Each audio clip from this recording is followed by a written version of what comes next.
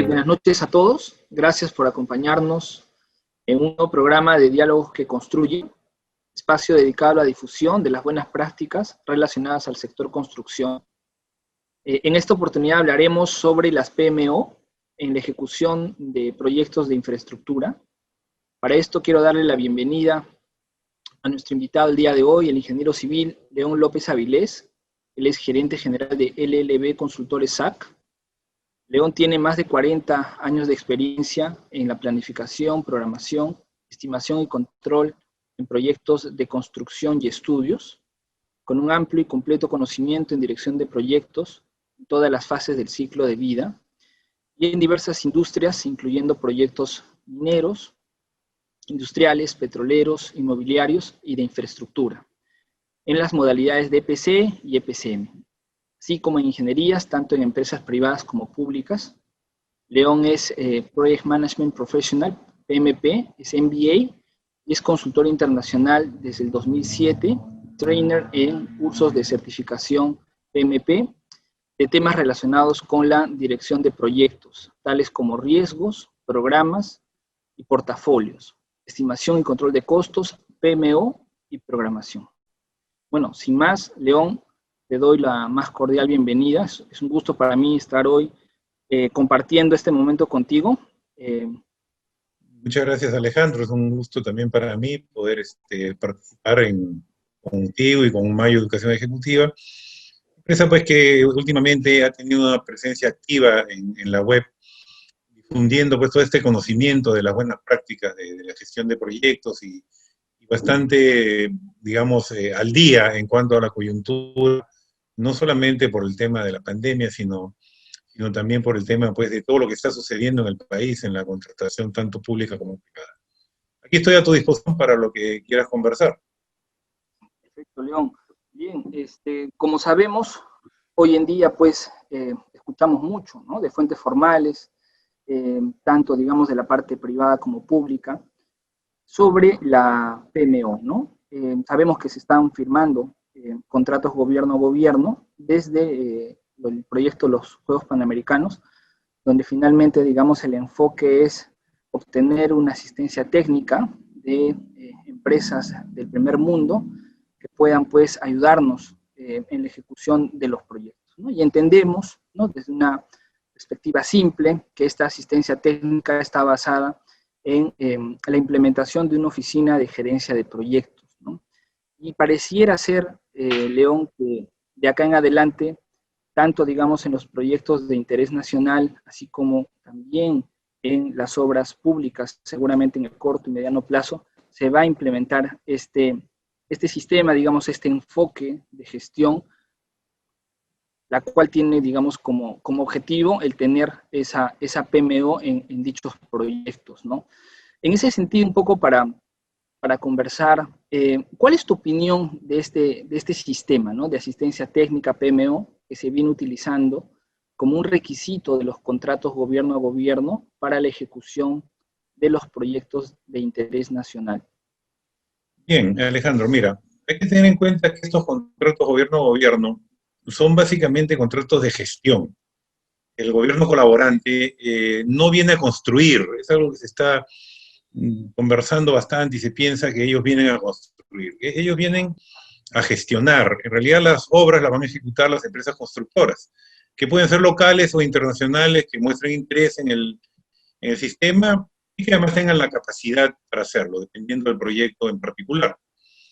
Estos contratos gobierno a gobierno básicamente tienen dos modalidades. Un acuerdo marco, que es un memorándum de entendimiento, para brindar apoyo, coordinación, soporte diplomático, programa de desarrollo, fondos de cooperación, etcétera, que fue el caso justamente de los Panamericanos y también ahora de la reconstrucción con cambios a través del gobierno británico. Y hay otro contrato, otra modalidad que es un servicio específico, que se identifica la prestación, que son ejecutadas por el operador. Caso chincheros, hospitales que también se están celebrando estos contratos. Pero en ambos casos está incluido el concepto de la PMO como un aspecto fundamental de la gestión, porque la misión de la PMO es la supervisión y control de la implementación de proyectos, ¿no? Ahora, este concepto PMO no es que sea nuevo, no es que recién se descubre, este concepto ya existe hace muchos años, y ha sido visto y es visto como la mejor opción de gestión de proyectos a nivel de organización. Es decir, es un elemento organizacional.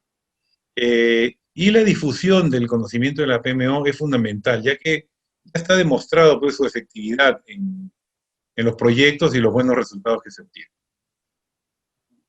Correcto, ¿no? Como bien señalas, pues esto es un concepto que no es nuevo, ¿no?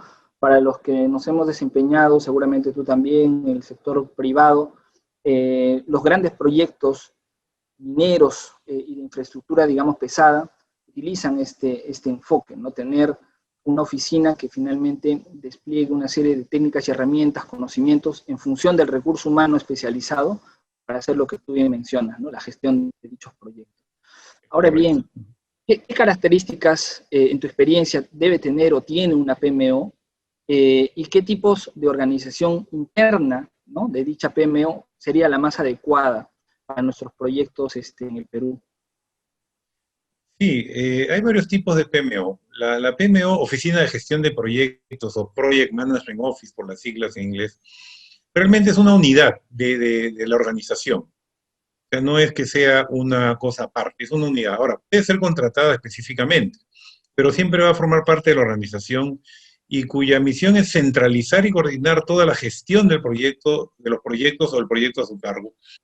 Y para esto va a haber todos los procesos pues, de iniciación, planificación, ejecución, control y cierre de los proyectos, es decir, todo aquello que conocemos como los grupos de procesos, si queremos verlo de esa manera. Ahora, la PMO lo que brinda realmente es un servicio de implementación de metodología y soporte en la gestión de proyectos. Proporciona capacitación, proporciona seguimiento, auditoría, manejo de cartera o de portafolio o de un proyecto específico. Además maneja lo que se conoce como la gestión del conocimiento, es decir, tiene que compartir el conocimiento que se adquiere en la gestión y eventualmente, de ser el caso, podría contar también hasta con los recursos humanos necesarios para la gestión. Ahora, yendo a la pregunta de qué tipo, hay varios tipos de PMO, no vamos a entrar en mucho detalle acá, pero vamos a adentrarnos en lo que nos interesa para este caso de las obras, ¿no? Y el tipo va a depender de la organización, es decir, en este caso de la entidad, y de sus propias necesidades. Para obras públicas yo creo que podríamos considerar que la PMO por proyecto es la más efectiva. O sea, la PMO se constituye específicamente para un proyecto. Y que se enfoca justamente en los entregables del proyecto, pero a partir de la metodología de dirección.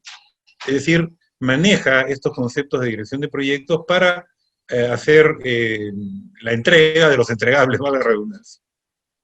También existe un concepto interesante que es el de la PMO centralizada, que ya es una unidad organizacional, diríamos, permanente, que se encarga justamente de manejar proyectos, toda la cartera, todo el portafolio de proyectos de la organización, en una especie pues de organización matricial, ya que la PMO funciona prácticamente en paralelo, transversalmente a toda la organización, que puede ser funcional, puede ser matricial, puede ser de distinto tipo. Entonces yo diría que ese es, para este caso de las obras, lo más recomendable. Correcto, ¿no? Yo destaco de lo que mencionas el hecho de entender el ciclo de vida de un proyecto y los grupos de procesos, ¿no? Considerando, por ejemplo, la fase de iniciación, planificación, ejecución, seguimiento y control y cierre, ¿no? Que es el enfoque que el PMI le da. Y lo segundo también, creo, rescatando lo que tú mencionas, de que en un futuro seguramente se va a tener que cuando ya no se necesite pues la asistencia técnica extranjera en el Perú, y esto obviamente gestionado por las entidades gubernamentales, implementar una oficina PMO centralizada, ¿no?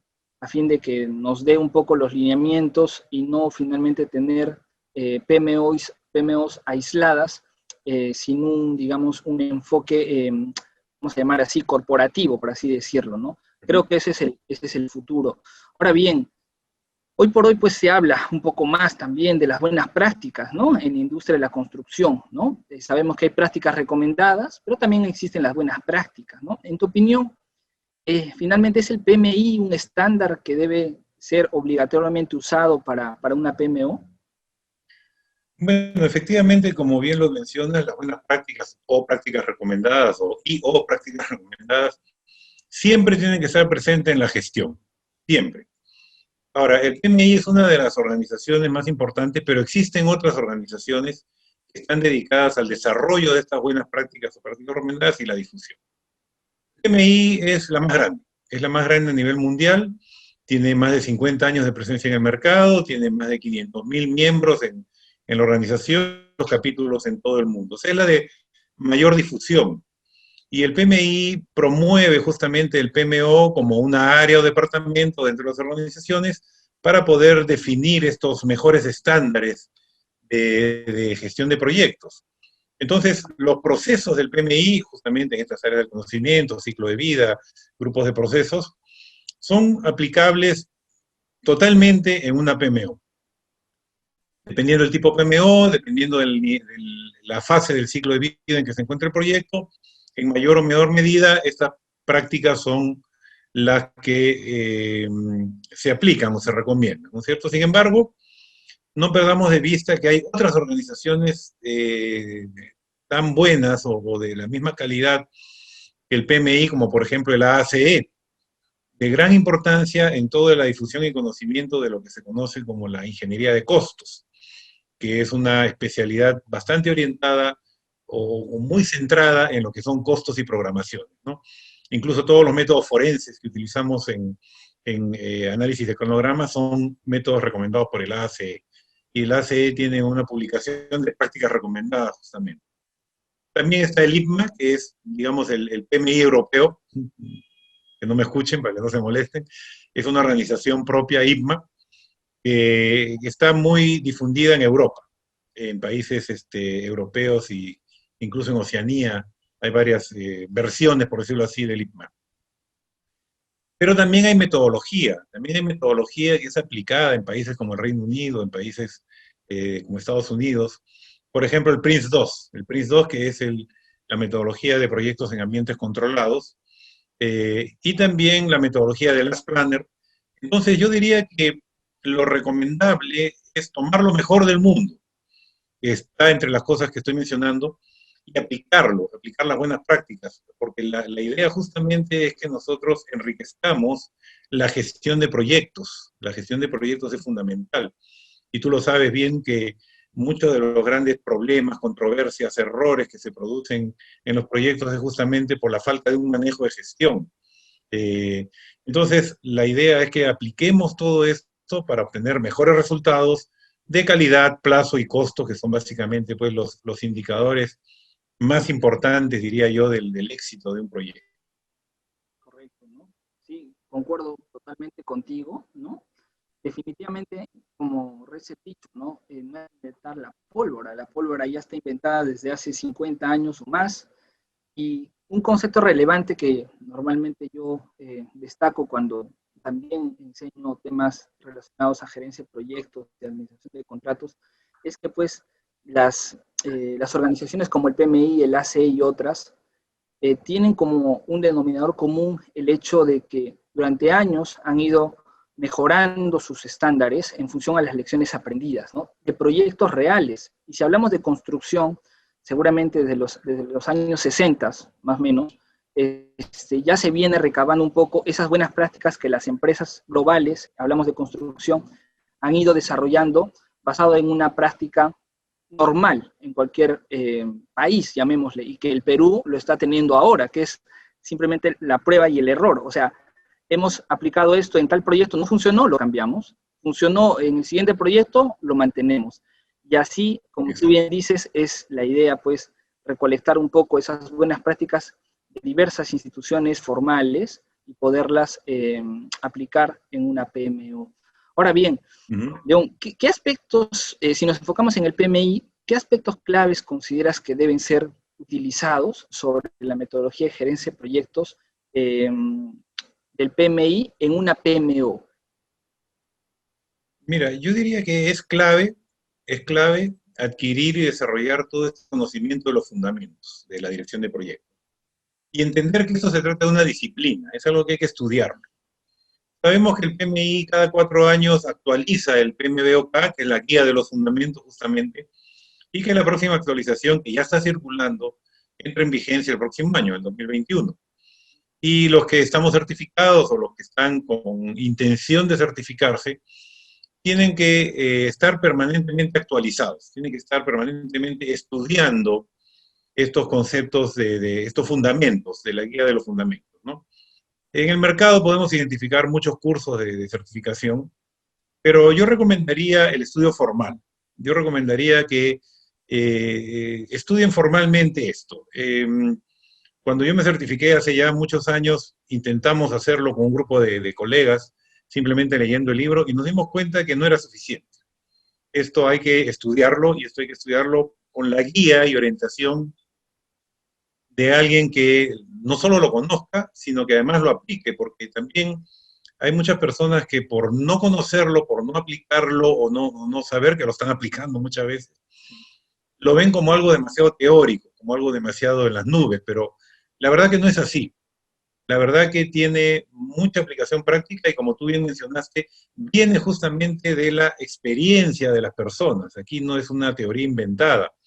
No es una teoría inventada para hacer proyectos, es una teoría que se ha recopilado a través de muchos años de la mejor manera de hacer proyectos.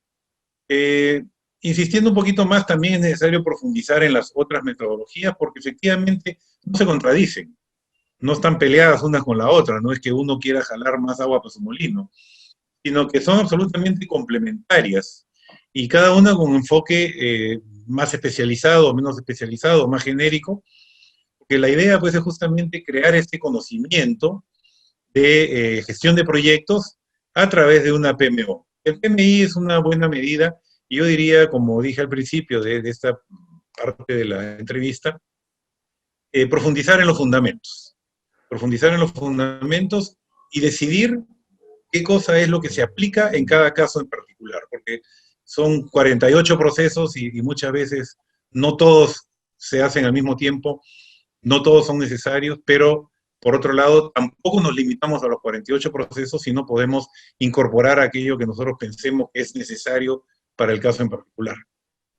Correcto, ¿no? Sí, yo destaco el hecho de que también, digamos, lo que no necesariamente puede ser aplicable en Perú, quizás sí lo puede hacer en países desarrollados como Estados Unidos y viceversa. Entonces, es un poco tener el criterio, el sentido común, digamos, en función a esa experiencia previa que cada profesional tiene para optar por, qué sé yo, un área de conocimiento específico o una técnica y herramienta que quizás pueda funcionar en Perú, por así decirlo.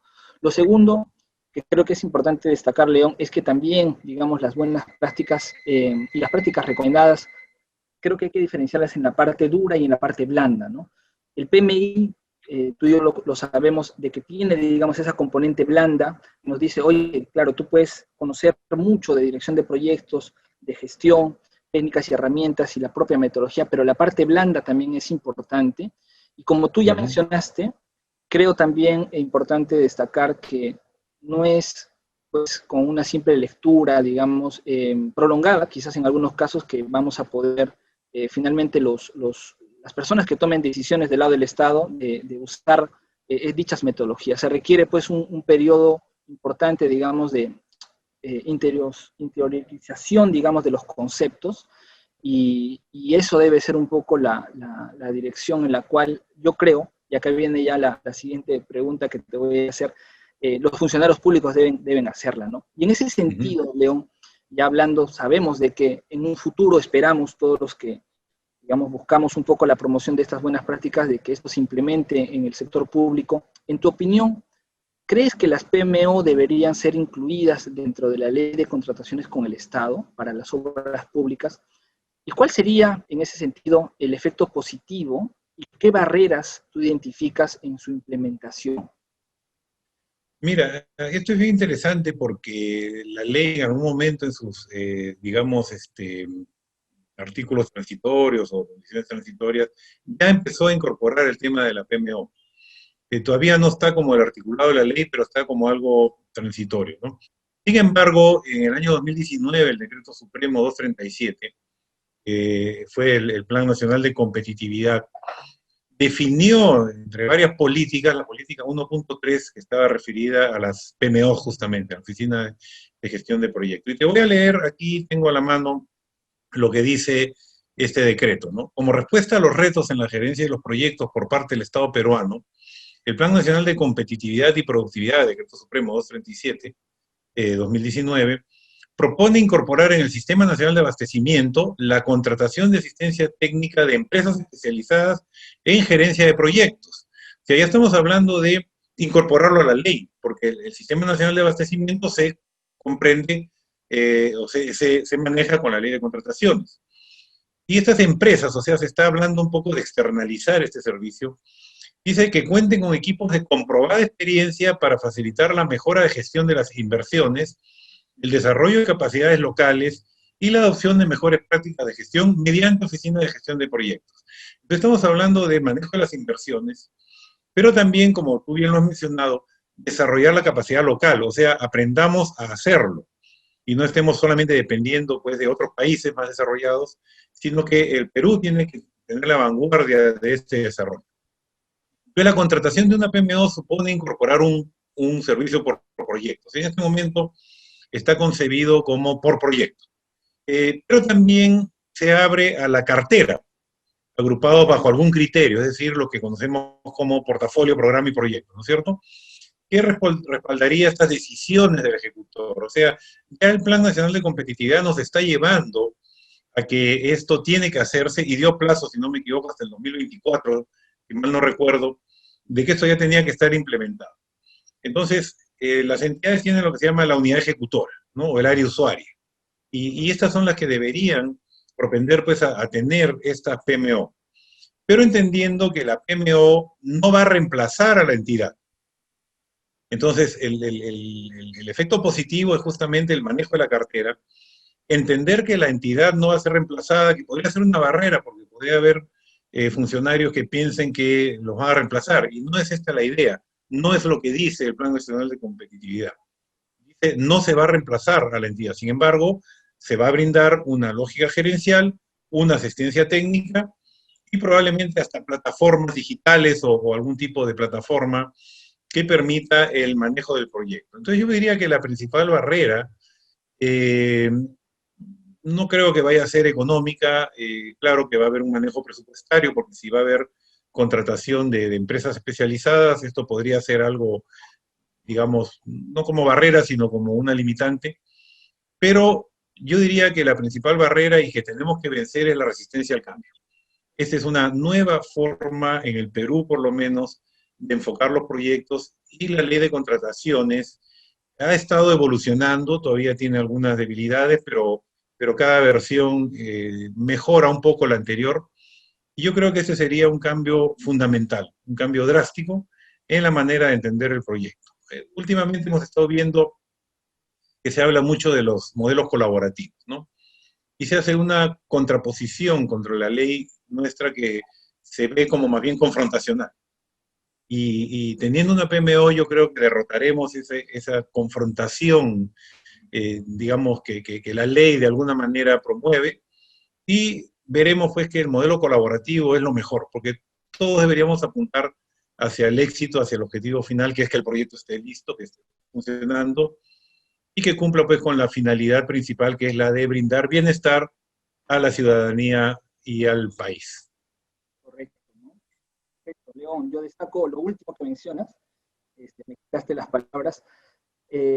Finalmente es eso, ¿no? O sea, un proyecto más todavía de inversión pública, el objetivo final es eso, el bienestar del usuario. Y en el Perú, ¿no? Sabemos todos que muchas veces los principales usuarios de la infraestructura son las personas de menos recursos, ¿no? O de los segmentos, por ejemplo, vamos a llamar así, que más necesitan. Y finalmente ese debe ser el objetivo de todos, ¿no? Tanto profesionales que no necesariamente estamos vinculados al sector público, pero que sí apoyamos un poco esas reformas estructurales, esos cambios normativos que pueden finalmente adoptar esas buenas prácticas que ya han dado resultados en el Perú. Y coincido contigo también de que seguramente de acá máximo 5 años estaremos ya hablando pues de una implementación masiva de oficinas de gerencia de proyectos en las obras públicas. León, Esperemos que así sea. Sí, ha sido muy grato en verdad conversar contigo. Finalmente tus palabras para cerrar. Bueno, Alejandro, igualmente, muchas gracias. Hemos tenido oportunidad de compartir muchas veces en eventos, profesionalmente, y espero pues que esto siga así. Y tu participación con Mayo Educación Ejecutiva creo que es fundamental. Mayo ya tiene una presencia importante en el mercado. Nos da gusto poder colaborar con Mayo. Y efectivamente tratar de estar siempre al día, tratar de estar siempre vigente. Hay conceptos que traspasan el tiempo, como ese de la gestión de proyectos. Y como hay conceptos más coyunturales, como el tema de la pandemia y la nueva forma de trabajar proyectos. Entonces, tenemos que estar siempre al día.